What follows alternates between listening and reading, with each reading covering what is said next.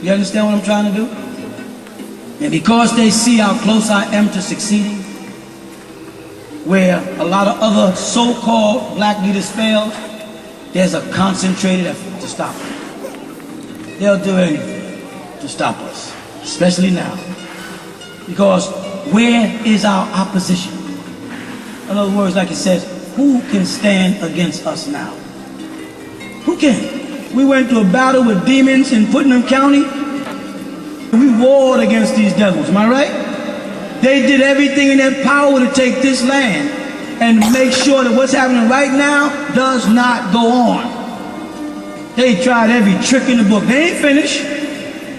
They tried slander, defamation of character. They tried to lock brothers up, harass sisters on the street, stop every car coming down and make sure they did everything they could, and not one person come out and help us. Why? Because they had us marked as a cult. Oh, there's some crazy suicide cult.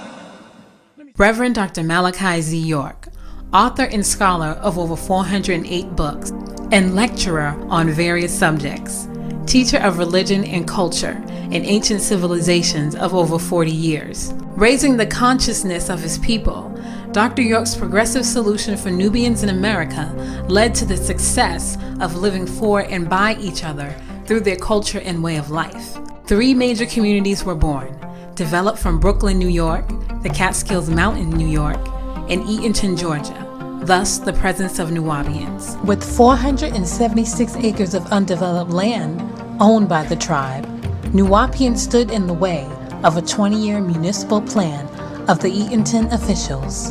In late 1997 through 1998 AD, Eatonton town officials disrupted the progressive growth of the Nuwaubian community with bogus planning and zoning violations, preventing them from building their Egyptian-style theme park. Since 1998 AD, one zealous sheriff, Howard Richard Seals, would spearhead a frivolous investigation of false allegations of child molestation and later racketeering charges of illegally structuring money against Malachi York and the Nuwaubian community.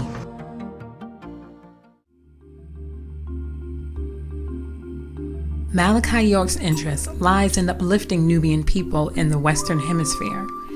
He even went beyond the hearts and minds of touching Caucasians, Latinos, Asians, and American Indians.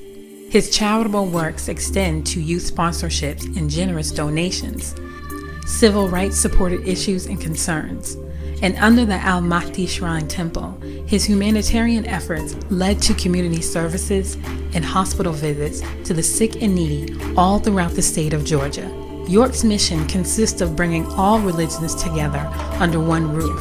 Students lived and practiced a full life of the 3 monotheistic religions, Islam, Judaism, and Christianity, in its pristine purity, becoming student teachers. Men would sell and propagate books and pamphlets as the women and children stayed in the community freely. Dr. Malachi Z. York is a writer, and a writer of truth, or I should say nonfiction. And he's just informing the world of so much that he knows. And not to isolate him to being just a writer, but however you put it in layman's terms, or for everyone to understand out there in the public, is he's a scholar. Doc was in the office most of the time. He's in the office most of the time because he's constantly working on books. I mean, he's written over 465 books. I mean, over that. You could go as far as 500 books. He's written every single one of them. And what I was able to all times to help with is he'll dictate and we'll type, and then we'll put, like, grammatical corrections in and things like that. This is what he did day and night, all the time. Writing. All the time. In the car? In the car. We're in the car and he's like, he's dictating something. It was like, he's just like, I've got to get this information to the people. And that drive is what is actually the motivation, is why we've been fighting for 6 years, and we're not stopping, and we're not going to stop until he is free. It was a communal lifestyle. You know, all of us have a certain connection and love for each other because of what he set up, Dr. Malachi Z York, what he set up for us in the community. You know, when we went to public schools, we all traveled together in groups. You know what I'm saying? Everybody knew not to mess with us as children. You know, you had men and women who watched us to make sure our hair, our nails, we were clean, clothes were pressed.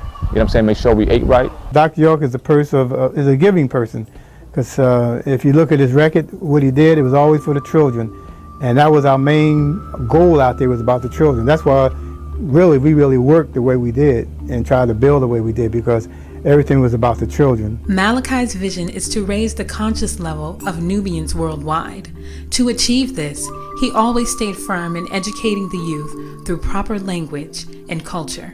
The teachers that came to teach the children were from overseas. We had a teacher from Morocco, a teacher from Egypt, also a teacher from Mali, 2 teachers from Sudan, and a teacher from Israel. And these teachers were the best quality teachers.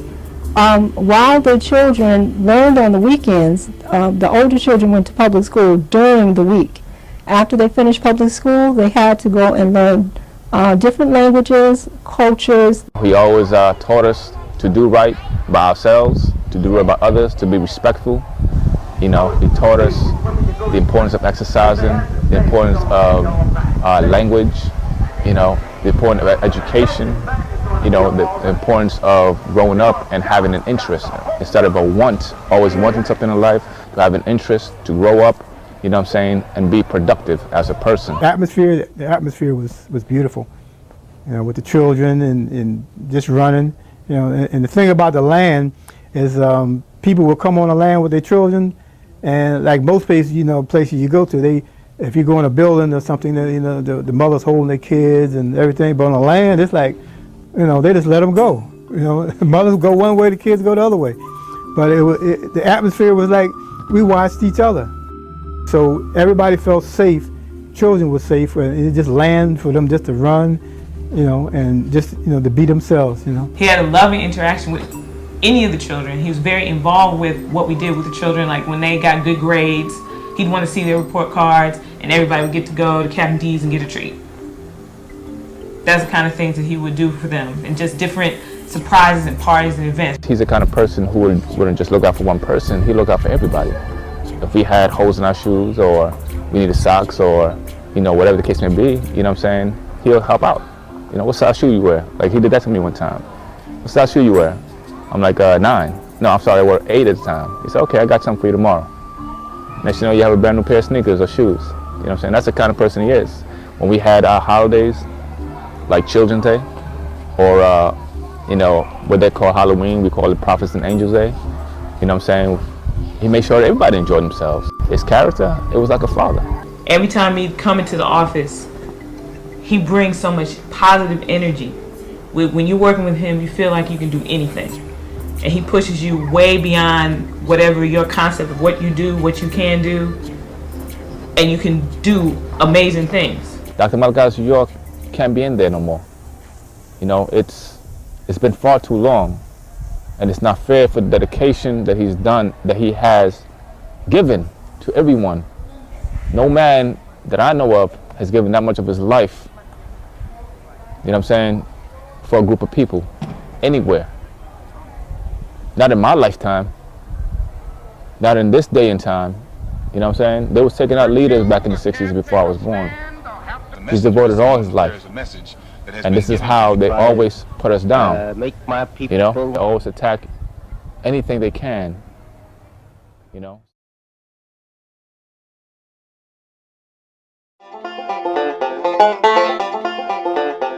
Putnam County, Eatonton, Georgia. Established December 12 in 1807. Named after General William Eaton, a military war hero from Connecticut. The small town is known as the dairy capital of the world, in honor of its major industry, dairy farming, the birthplace of noted writers Alice Walker of The Color Purple and Joe Harris, author of the Uncle Remus stories.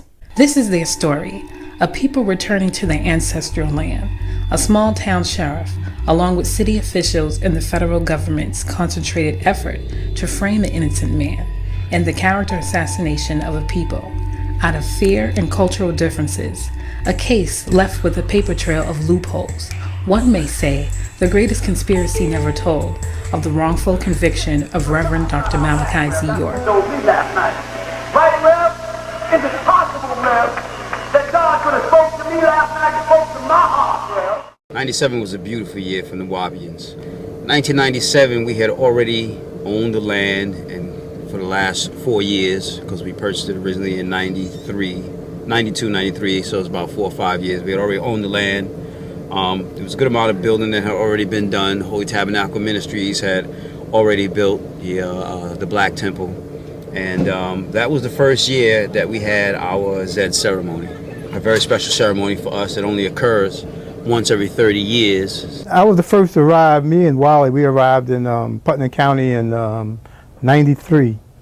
And during that time, it was just cows on the land. They had cows and they had deer, so it wasn't no, as they say, the pyramids in Tamaray back then when we first got there. Being here, right, I had certain instructions to, certain buildings we wanted to do, to build, because, we had some people coming.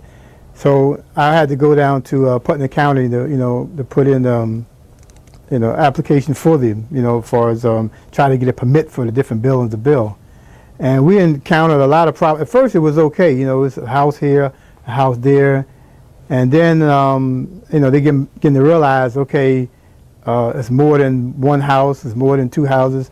So then that's when our problems start. We have bought about 100 new homes so that families could live together if that's what they chose to do.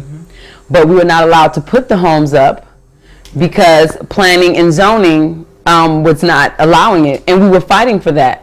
So, because a lot of people wanted to live up there, and we had chose to live up there because we consolidate our funds because we were trying to build an Egyptian theme park. We started building our pyramids, and a lot of things. The first building we built, right, was an exact duplicate of a building that was in Putnam County. The zoning problem started from the Nuwaubians really at the end of 1998. And end of 1998 is when we had our second annual Halloween party in our social club, Reminiscences, because it had been built in it had finished built in fall of 1997. So 1998, we had our second Halloween party, and then sometime shortly after that, the building had gotten cited for zoning violations. The problem with that is the building had already been up and running for over a year when they originally came back and said, well, we didn't have a certificate of occupancy, which is true by law, by code. You're supposed to have a certificate of occupancy, but by code, the next step would be for the owners to, contract a proper contractor, which they did, which was me, as a Nuwaubian general contractor, was the name of my company at the time, to go back and file the necessary paperwork for the certificate of occupancy, which we did. They used that particular building to go and do an inspection of the land, and they looked at other building projects, and there may have been 1 or 2 building code violations, and they utilized that as a reason to shut down all the buildings on the land. That was an injunction that was filed, and the first injunction filed in 1999. The actual case was 99 CV 1-1. Where it was an injunction placed against all of the buildings on the land, where they literally had all the buildings shut down on the land. The sheriff, Howard Richard Seals, come out and do the building inspections. And we're like, he's not an inspector. Why is he doing the building inspections? Okay. Then he would send the building inspector to come out with him. You don't know anything about building inspections. Why are you even here? I've never seen that before in my life, where a law enforcement official would take the time to stop and do building inspections. No, that was just their excuse and their reason to be able to come up on the land and for him to be able to look around and search the whole property. Well, legally, no sheriff has done that. Legally, that's not his job. But the fact that they wanted to go under the harassment thing, he's a sheriff, he's on the land, he's doing building inspector. You know what I mean? And that's not his job. That comes under the planning and zoning with your building inspector. They come and they inspect. All your cities have that. They have what they call, your planning and zoning, building inspector, or they have marshals that work for the planning and zoning. Oh, there was no doubt. The sheriff was only there to seek information. His whole purpose and goal of coming was to see what he could see, what he could get into, and see what he could use against us. Like I said, he was only coming to find something he found illegal, in any manner, any form or fashion whatsoever. That's all. That was his whole purpose. He didn't know the first thing about a building his own violation. He's a sheriff. What does he know about building codes? What New Orleans came to realize, Putnam County officials had made plans to expand their airport and upgrade State Highway 16, anticipating this to be the route of incoming tourists.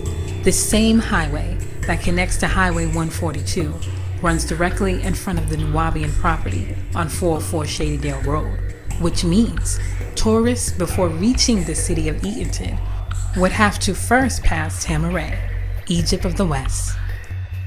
It was really all about the county officials working together with other members of government in order to get us off that land, because it was sat right on Highway 142, which is a main thoroughfare going towards Reynolds Plantation. And Reynolds Plantation was owned by Reynolds, who was a filthy rich man, who had ties to the government, and they just didn't want us as their little glitch in the system. That's when our problems start. Then they start holding us back. Well, we would go down there, okay, we want to get a permit for this. Well, you can't get a permit unless you do this. So we would go back and we would do that. We come back, then they change their mind about it. And it was like a whole harassment thing as far as like for us building. It was always, we do whatever they say. When we come back, they change the rules. And that's the way they did it. We were grandfathered in. And grandfather it means anything you were doing before that 97, then you would go under the old zoning law. And that was the problem right there, because they kept trying to shift us to 1997 laws and say, no, we're grandfather in, just like everybody else in the county. The excessiveness of the actions done by Putnam County officials, and I will say it wasn't just the building inspector's office, the county commissioners in on it, the county attorney, and the husband of the county attorney, who pretended to be, even though it was against the law, the county attorney. All these particular actions were taken to shut us down, and this is why the landowners at the time, who was at the time not Dr. Malachi Z York, but it was 9 individuals who were the head of the church that was on the land, Holy Tabernacle Ministries, hired me and my company to go and sort out all the building and zoning violations. On June 11th of that year, I had to go into Superior County Court and argue as to why we should be allowed to proceed on with the building projects. And at the time, the county attorney was trying to have the lights turned off on the land. Their whole thing was, well, we want to turn off all the electricity, not just to the buildings that were under violation, but to the entire land, all of the developed land, which were houses, which were offices, which were, stuff that already existed way before we got there, there were mobile homes who were legal, permitted, and everything, and they wanted to shut those down also. So this is why you realize it wasn't just about us having to go and argue on behalf of the building and zoning violations. They were literally just trying to get rid of us, and were using the law to their advantage, or misusing the law to their advantage, just to try to do whatever they could to just get us out of the land altogether. On February 21st, 2001, Reverend York was exonerated of all building and zoning violations in Putnam County, stemming from 1998 by Sheriff Seals. Reverend York resided in Athens, Georgia at this time, and the 9 landowners held the deed of Tamaray. And New Orleans were thriving. 1 year and 3 months later, all was well. At least it appeared to be.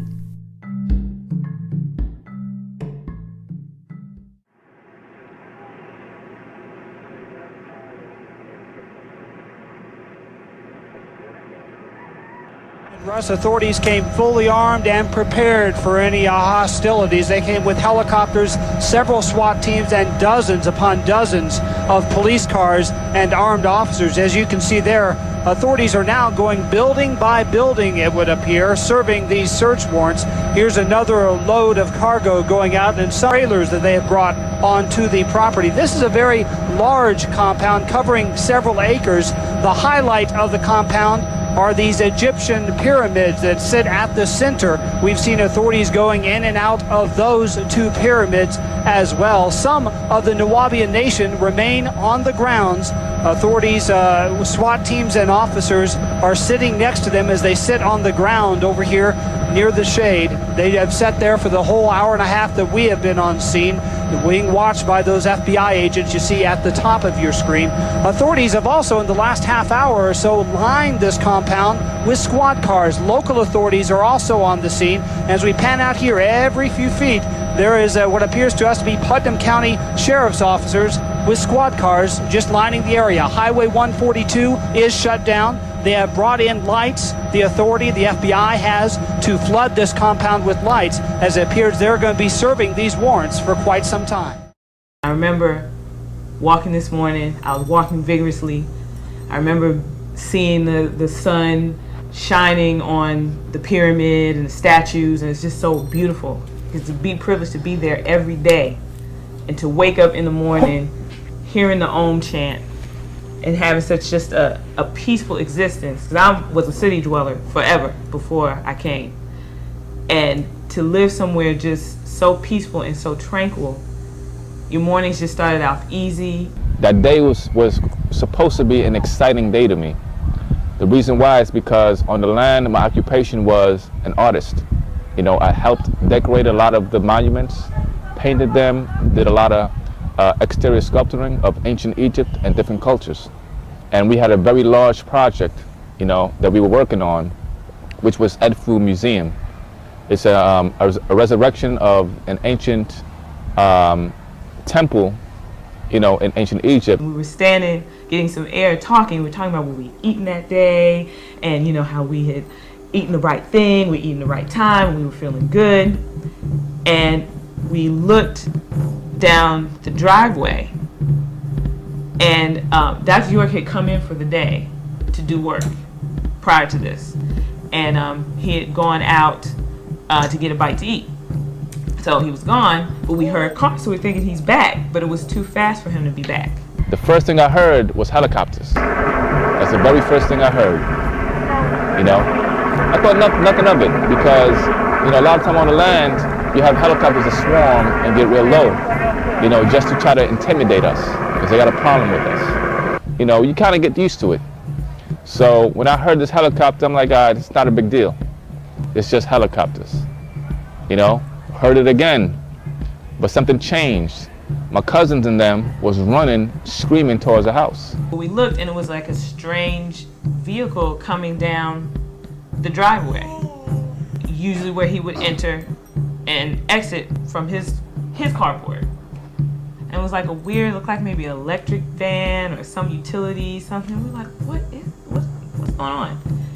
And we saw someone get out the vehicle with guns like this, and they were walking across the property, and there were most of the brothers were out at work at the time, but there were some brothers who were there working on, at the time we were working on EdFu. One of the brothers walked up and they had a gun pointed at him. As we start to walk around that corner, you saw them all start putting their hands up in the air. I'm like, why is their hands up in the air? So I could see further down, you know, because now my attention is away from where I was working and it's more towards the front of the actual train station. And I saw a guy way down. I remember his face, what he was wearing. He had a white shirt on, beige pants. He had a piece of paper in his hand and he had his gun pointing towards these brothers. We came, I came inside and I looked at everybody and I said, everybody calm down, we're under siege. I'm a pretty jovial person, so people are like, oh, what are you talking about, Robbie, you know, blah, blah. And it's like, no, really, they're men with guns and we are under siege. Please, everyone stay calm. You guys jump out, don't move, freeze. Freeze, don't move, FBI. I was like, whoa. Put my hands up, and all I had in my hand was a paintbrush. You know, literally, one paintbrush in my hands. I was still upstairs, so people run to the windows, and they're just like, oh my gosh. I mean, men are in straight tactical uniform. I mean, gas mask, bulletproof everything, shields, guns. I mean, they are going to war. I mean, you would think that we were in another country. I mean, they came down on ropes from helicopters. I mean, most of the men weren't there because they had jobs. I called the office, and there was no one there at the time.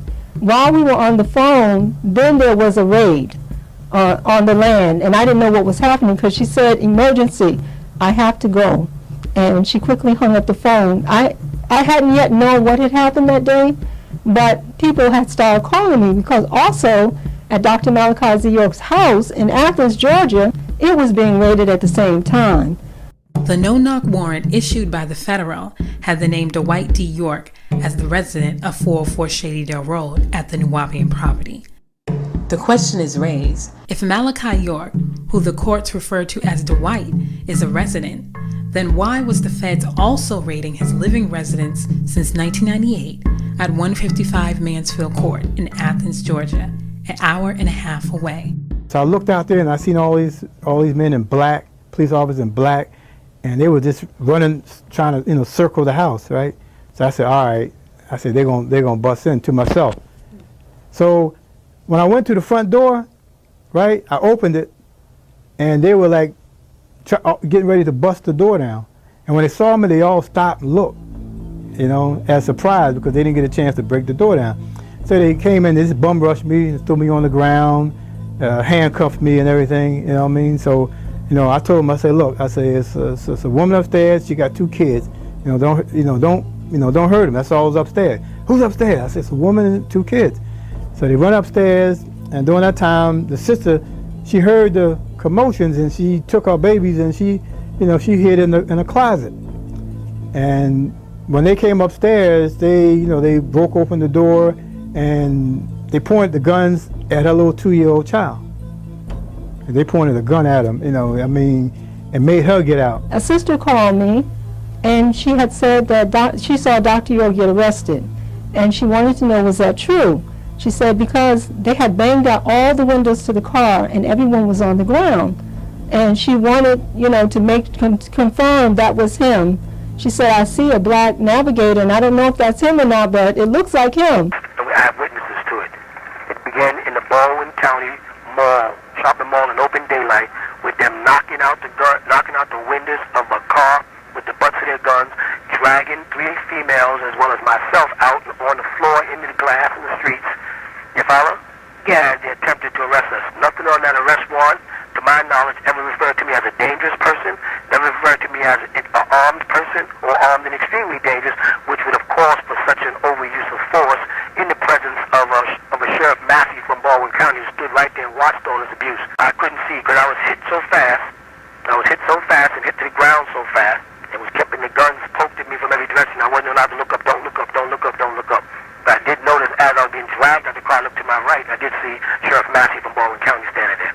2 guys come, they frisk me, take anything out of my pocket, and they snatch me up, pick me off off the ground, and took me to the other side towards where the barn was. You know what I'm saying? And just dropped me on the ground. And I could feel a gun to the back of my head. It felt like a shotgun or something very, that could kill me basically. You know what I'm saying? And they strapped me. I was like, what's going on? Shut up. Don't effing say nothing. We were all afraid for our life. Literally, I had resolved in my mind, wow, I'm gonna die today. Today, I'm gonna die. It was very clear, because they have no reason to come on this property and do this to us. So while people are running, sister said, someone did say to pray, and then we just started praying, so at least we die in God's favor, if anything. And while all this is going on, it's all happening simultaneously because you have houses with children, babies, infants, all the way up to teenage boys and teenage girls who are also, this is happening to them at the same time this is happening to us in the office. You hear a bang at the door and a big explosion type sound at the basement. They blew out the window. The office is kind of like a square. Like, I'm gonna just say it meets at this corner, like, meets at a corner like this. And there's a window right here, front door. You hear a boom, an explosion, glass shatter, and women just screaming. And so we're just praying, and they're like, lay down, lay down. We're all laying down on the floor. One of the sisters, she has an asthma attack. She was trying to breathe. Man comes up the steps. It's a spiral steps to get to the second floor. He comes and he points the gun directly in her face. So she really is about to just, because it's like, okay, this is it, I'm gonna die. So he allowed her to get her inhaler. Another guy comes in, and they're really embarrassed. I mean, they're sweating, it's hot, they came to kill. They brought in over 200 agents. I'm talking, they flew them in from California, Washington, D.C., other cities, other counties, Atlanta. I mean, they made this a big effort. But what a lot of people don't know was the raid was planned for 3 a.m. 3 a.m. in the morning, while everybody was asleep. That's when they had planned the raid. By the grace of the Most High, it didn't happen at that time, because then it definitely would have been a slaughter, just a bloodbath, and women, children, men, women, everybody would have just been dead. And on the news, it might have been chalked up as, oh, they killed themselves, or, you know, it was a war, men, women, children had guns, or just something like totally insane. It would have been chalked up as that. They literally came with the freezer trucks and body bags, because that was what they had expected and what they had planned for. Children are crying. My daughter was like 2 years old at the time, and the children were made to get down on their knees with guns to their head and their hands over their head. When they blew in down to the bottom, they threw in tear gas. I'm glad that Doc wasn't here, because the reality is that's who they wanted to kill. Not even, it wasn't about an arrest. They were hoping he was there so that there would be some confrontation and they could take him out. And that's my personal feelings on that. For a raid that you plan for 3 o'clock a.m. in the morning, and you come in someone's house at 3 o'clock a.m. in the morning, they're going to want to defend themselves and defend their family. So that's what they expected, and it didn't happen that way. Painful day. It's a painful day.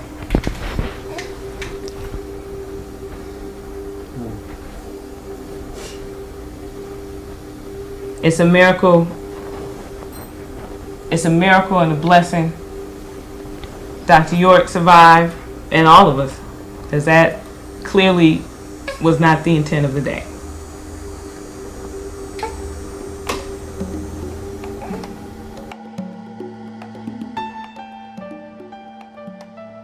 Thursday morning, May 9th, an arraignment hearing took place in Macon, Georgia, before Magistrate Court Judge Hicks. An original plea of not guilty was entered on the court records. They did the grand jury indictment, which is the procedure that they have to go through prior to enforcing a warrant of arrest. They have to be indicted first by a grand jury. Even at the grand jury, they asked, do you have any evidence? And she said, no, we have no evidence. Former Macon police officer Joseph Hibner took a special interest in launching his own investigation into the York case, finding misconduct and procedural errors since day one of the grand jury indictment. Special Investigator Jelaine Ward of the Federal Bureau of Investigation stated herself she don't have a witness or a shred of evidence to prove that Dr. York transported or caused to be transported children across state lines for illicit acts. The root of the indictment. She don't have a shred of evidence to prove it, or eyewitness. During the first hearing, the other attorney he had that was working with the Garland firm was Johnson, Senator Johnson, and he waived Dr. York's speedy trial rights. That was the first step done. First, his presumption of innocence was taken away from the lawyer. Now, Garland on that first day was actually fighting. What he asked them to produce was proof of jurisdiction, because they were trying to prosecute Dr. York in federal and state. Right. Which is unheard of, because first of all, there are no statutes in federal for child molestation. Right. Now, this is prior to the re-indictment. This is why they pulled in the RICO. So he said you have to prove jurisdiction. The Garland firm argues the federal court has no jurisdiction to try Dr. York due to the statutes of limitations exceeding itself for child molestation and transporting minors across state lines. Most of the allegations were past a statute of limitation, if they were true anyway. And then thirdly, the other counts weren't even illegal at the time where they stated these acts happened. You know what I'm saying? Initially, like the transporting of children across state lines for the purpose of illicit sex. They're saying that Dr. York caused or did transport children from New York to Georgia just to do this. So first of all, it can't be illegal in the state you're exiting from. Your charges have to be illegal in the state you're arriving in where the act supposedly took place. And we asked them, if you, in essence, they used the Mann Act, which was initially set up to trap pimps and prostitutes. So the initial question is, okay, if you're charging him with bringing children from New York to Georgia for this purpose, then where's the person who engaged in the act? The prosecution argues from 1993 to 2002, York committed these acts from New York to Georgia.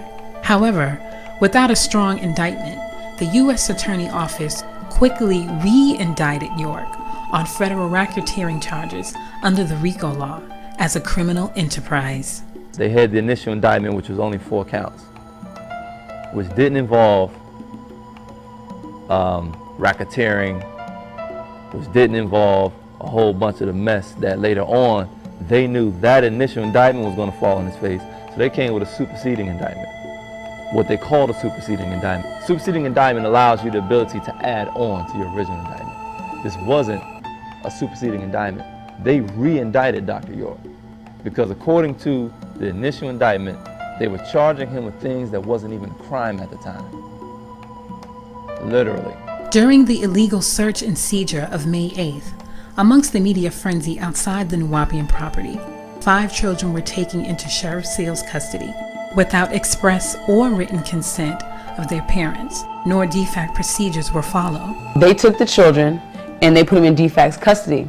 Mind you, they didn't even literally take them to a DFAC's facility. They just took them somewhere and kept them. Right, without the parents knowing or just anything. They literally just took kidnapped them. 5 children. Long story short, the children were proven by the state of Georgia, Judge Spivey, to have never been molested. But then they remained in DFAC's custody. But then they remained in DFAC's custody. For months on end afterwards. Yes. And not only that, they left these 5 children who were stated and proven to not have been molested by the state of Georgia, Judge Spivey's ruling, and still kept them in the indictment as to have been molested. Right.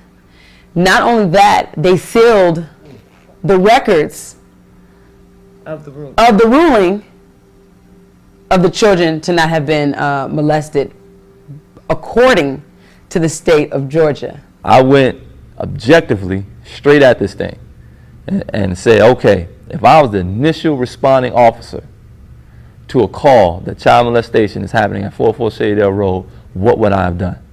According to the procedures that govern Georgia law enforcement officials, because you got to remember, this started with Sheriff Seals, who went to the GBI, who went to the FBI. See what I'm saying? So the root of this wrong. You start wrong, you end wrong. You see what I'm saying? At the root, this thing was corrupt and bogus from the beginning. Garland's whole tone changed. I don't know if he had to sit down with someone who was like, But it changed. It changed 100%. For the next several months, the Garland, Samuel, and Loeb firm, along with Frank Rubino and Associates, would spearhead their own clients' coercion in depleting the organization's finances.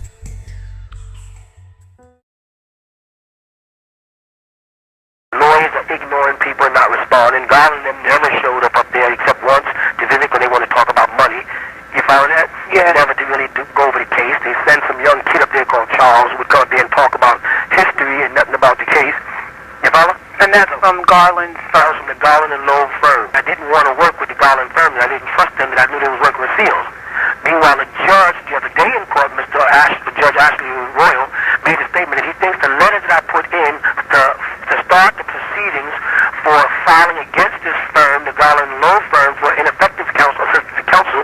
He said he thinks it's a ploy that just started that day. On the torture end of it, he was constantly denied sleep and constantly questioned and harassed for 24 hours straight through the night prior to making the plea. So he made that plea under duress. Even in the beginning, the plea, Garland came to him because I don't know if a lot of people know, but the Garland firm is known for plea deals. The plea agreement, before I already said I don't trust them, I don't want to work with them. And they just kept hiding. They actually shackled me and made me come out to the phone. They would actually come to me and put me in shackles and drive me to the phone and talk to Garland while he reiterates, you must take a plea. It's better for you to take a plea. You know, since you're suffering like this, you're facing 1,000 years. I'll never be able to win this case. I've had cases like this before. Why let these other girls suffer? Why do these people suffer? Don't think about yourself. If you was my son, that I would do this for you. I would tell you to do this. He was working all the time with them, and I knew it. Because I knew they had no case. I knew there was no such thing in those videos. I know the witness they talked about. I knew this was all a big plot. Garland basically comes to him like, you need to take this plea. He works out a plea deal with the prosecution. Prosecution's like, we'll let all the other people go if he takes this plea. Doc Stark's like, no, we'll just fight it. We can fight it. We can win it. We can win it. And he didn't want to fight this case because he was made a deal with them. Took over $1.5 million, as I'm told by my sister, in cash money from our tribe, and just flaunted it and didn't even use it. Never intended on having a trial, but intended to put their bogus plea. But they knew I wasn't going to take a plea, so they had to torture me into taking a plea. Kathy Johnson, Khadijah Merritt, Chandra Lumpkin, and Astaire Cole was originally on the indictment as victims, stating nothing ever happened. Once they agreed not to become co-conspirators against York, they became co-defendants along with him. Now you have to think, these are mothers that were taken away from their children. Chandra Lumpkin's daughter was still breastfeeding. She not even a year old, a baby, and put in jail. Khadijah Merritt, son, about 3 years old. Yeah, you know, or Kathy Johnson, who suffers.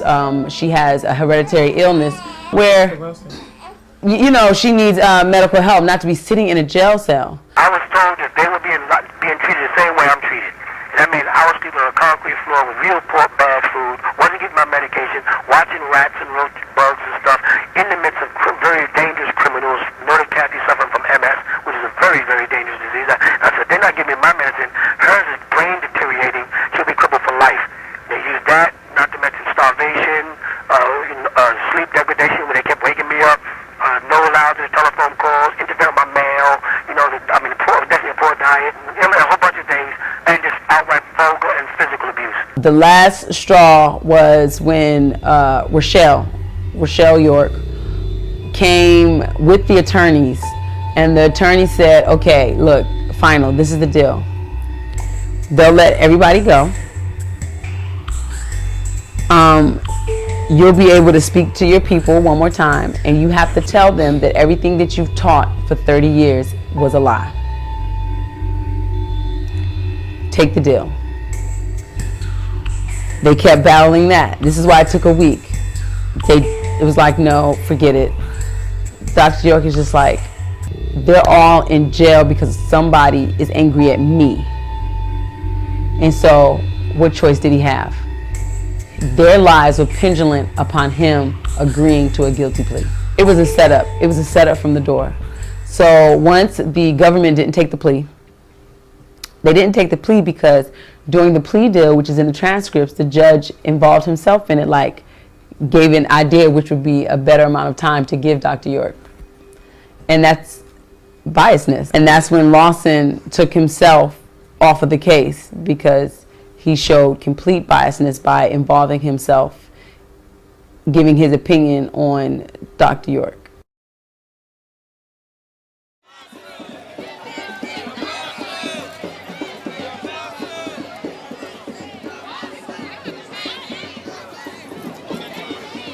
We began to probe. We found out that Sheriff Seals controls the Eaton Messenger. You were not going to get it a fair disclosure or an objective disclosure of the case against Dr. York through the exit messages. You weren't going to get it through the Macon Telegraph. You weren't going to get it through Channel 24. You weren't going to get it through Channel 13. These are all the major media mediums of Central Georgia. You weren't going to get it out of them because of either Sheriff Seals or the rest of the good old boy circus influence over these networks or newspapers or radio stations or what have you.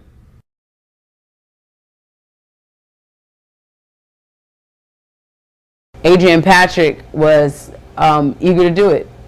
He was like, okay, I'll prepare us for trial then. But the key thing with him is he came in December 17th? Right, like with 2 weeks. He came in December 17th, 2003. Mm-hmm. The trial ended up being January of 2004. So when he came on and Aurora and the Garland firm was released, he requested a continuance because he needed time to prepare for trial. He needs to go. There are boxes and boxes and boxes of discovery material full of files. Because mind you, this is from 2002 to the winter of 2003. There's tons of court documents. It's a very complex case. Witnesses to interview. All these things that go into preparation for trial. And he was expected to do all that basically in a month and a half span. So he requested a continuance and it was denied. So automatically from the door coming into the trial, Dr. York was placed at an enormous disadvantage because he had to cram in a year and a half worth of work in weeks. See, the public don't know this. The judge called them in chamber and turned to Reverend York and said, I knew you were going to pull something like this. Why do you care? You're supposed to be an objective observer in a situation where he'll be tried by his peers. They made him go forward with the trial. Here's the trick the judge played. He said, I'm not going to let you release Manny Aurora. How you going to tell Dr. York? He's saying, I don't want this guy. This guy is not working in my best interest. The Constitution protects my right to legal counsel, who's obligated to fight on my behalf. This guy ain't got a witness ready 7 days before trial. He needs to go. The judge says no. And that was a game they played to not allow the continuance. Then as soon as the trial started, the judge allowed Manny Aurora off the case.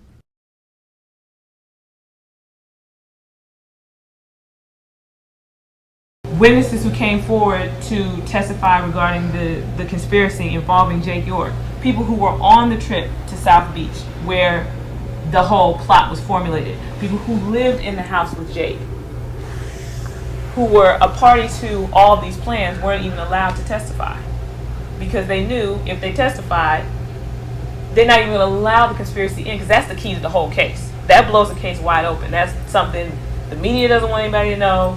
The judges and the prosecution doesn't want anybody to know. That would have been blown wide open. They're not allowed to testify.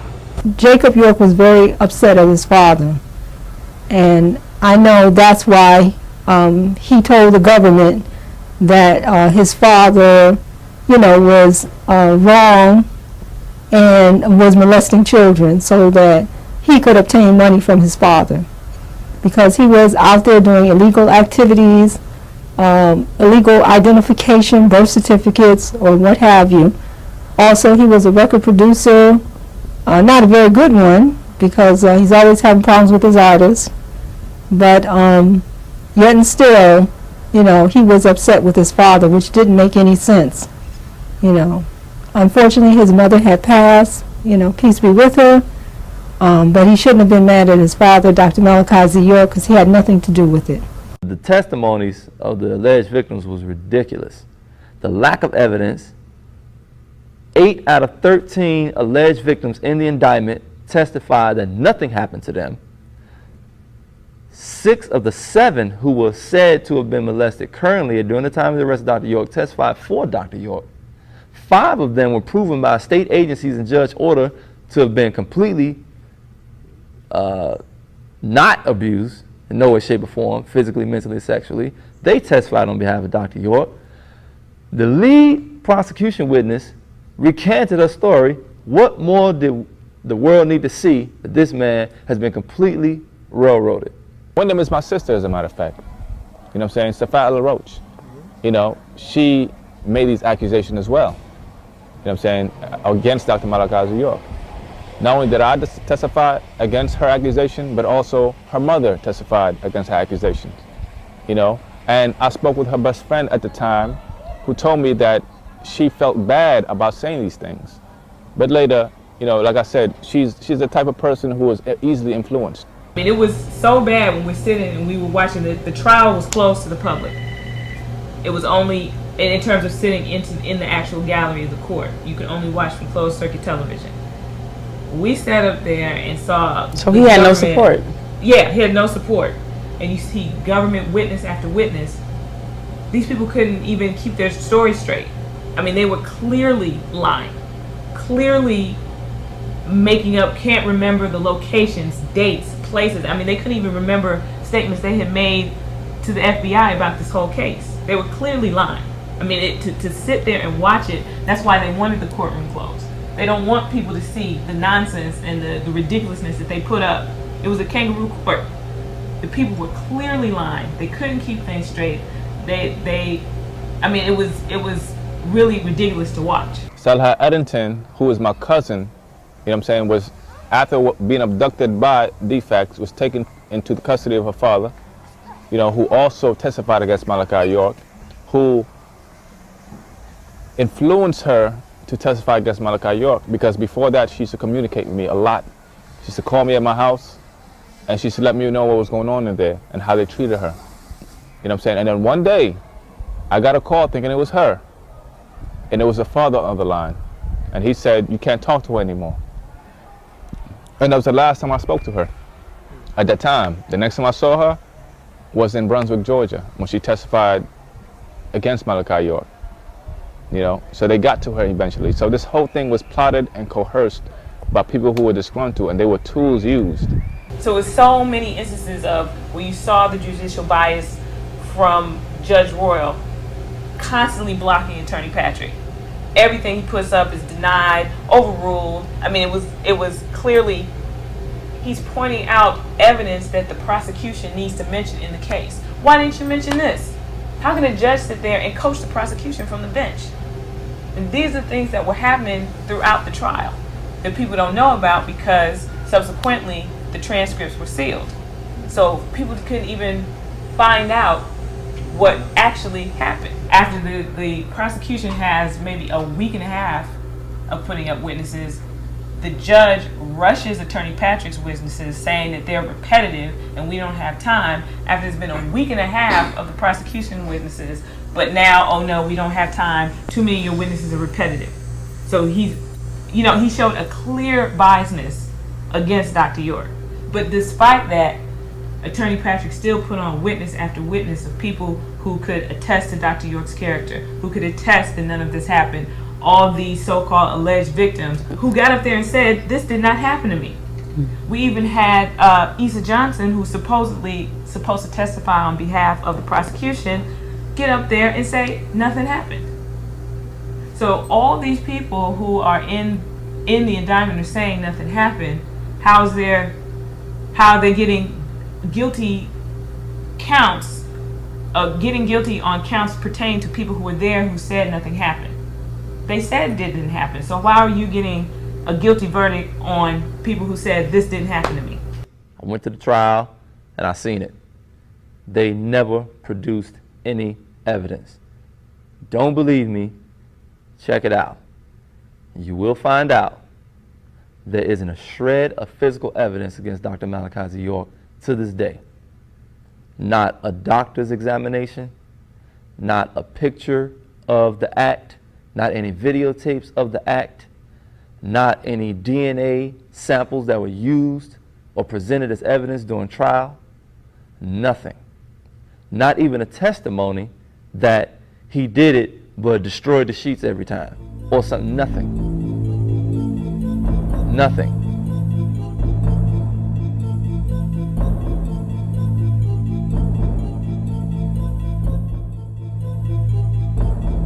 Judge C. Ashley Royal stood up, recharged the jury,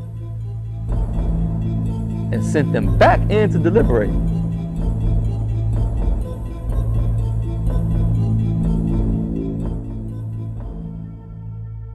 So this jury was never presented any sound evidence that proved that Dr. Malachi Z York was a criminal, and that the Nuwaubian organization is a corrupt organization dubbed a criminal enterprise that warranted the RICO charge. Miraculously, because of the help of people who did research, who worked on the case, Attorney Patrick still won the case. He won the trial in terms of presenting the facts of the case. It got pulled off because of the work of members of the organization, people who have been researching, who pulled it off. But to be placed in that position legally, he was automatically placed at a disadvantage that wasn't fair to Dr. York. A young lady named Habiba Washington, who has a child with Dr. Malachi Z York. She became the star witness to corroborate all of the lies in this bogus indictment against Dr. York. Everybody started venting in the car about different things that we didn't like. It had nothing to do with child molestation, had nothing to do with any criminal acts. It was just different things that, you know, normal things that you don't like about growing up, or, you know, we might have had an argument with Malachi here and there and we brought up the situation. Jacob kind of fed off of that anger, and he convinced all of us that we should take that anger and we should go to the government with a story about his father. And I implore everybody to go to he'sinnocent.com and look at the indictment, look at Habiba's involvement, things like that. And then the bombshell happens where the most powerful weapon the prosecution had recants her statement. In terms of money structuring, which is one of the main counts against York, Habiba Washington testified repetitively. She was never given any instructions to structure money as the chief financer from York or anyone in the Nuwaubian community. I told them about life in the community, growing up, why we left. I was questioned about the money charges, the money situation, because I did deal with the financial situation. I told them how we ran our finances. I ran off, different people that I knew that was there, different people that I knew that had left, and why they left. Several times, she diligently and adamantly wanted to state to the world that everything I said during the trial against Dr. Malachi Z York was a lie. The whole trial against Malachi was it was on personal anger reasons. We all had our own issues, why we were angry with him. And Jacob told us that we can come up with a story, we could eventually file for a class action lawsuit, we can all sue him for millions of dollars and get money from it. We can even go to making movies, we can even go to making books and stuff like that. So everybody fed off of that idea. She laid out the conspiracy from beginning to end. How it was conceived by the son of Dr. York, known as Jacob York, or Yaqub Abdullah Muhammad by some who grew up with him. But to the layman, as Jacob York, the big guy in entertainment in Atlanta right now. Laid it out, made her study the Watergate Jew, made her study Jim Jones, made certain other of the alleged victims who we know are liars study these things so they can profile the Nuwaubians the same way they profile other extremist cults, so they can line it up. She lays the whole conspiracy out. Prior to Jacob telling us about the civil suit, he showed us video documentary on Charles Manson, on the Watergate Jude, different leaders that kind of ran cults. And Jacob showed us this documentary. He showed it to me, he showed it to Nicole. He basically showed it to everybody that left the community, the girls. And he wanted us to look at this documentary and compare it to his father, the way that we lived. The fact that, yes, we did live with the children, the parents with the parents, the brothers together, the mothers together. He wanted us to compare everything that they've been through with us so that we could start believing, we could put in our minds that no, we didn't live a normal life. Yes, we were a cult. And then in conclusion states, everything that was stated on that stand was a lie.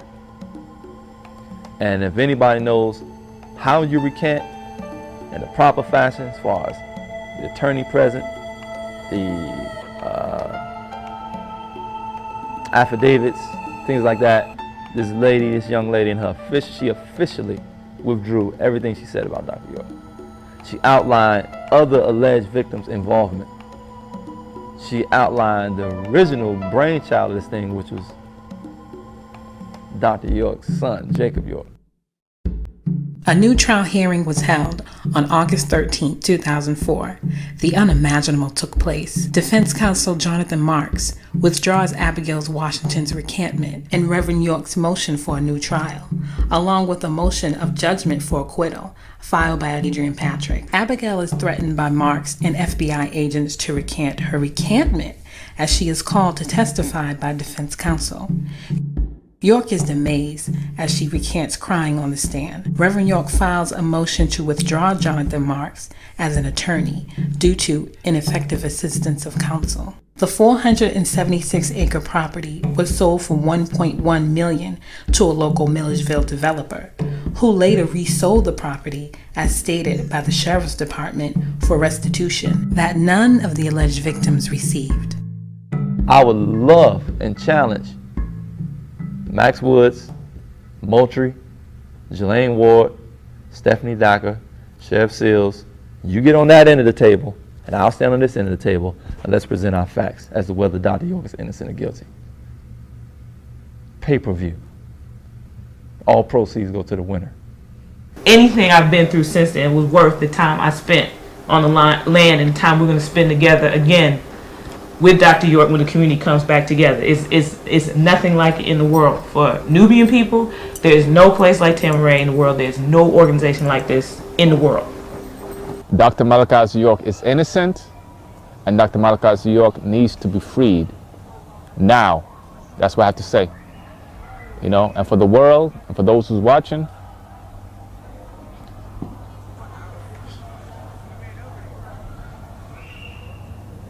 I hope this never happened to you.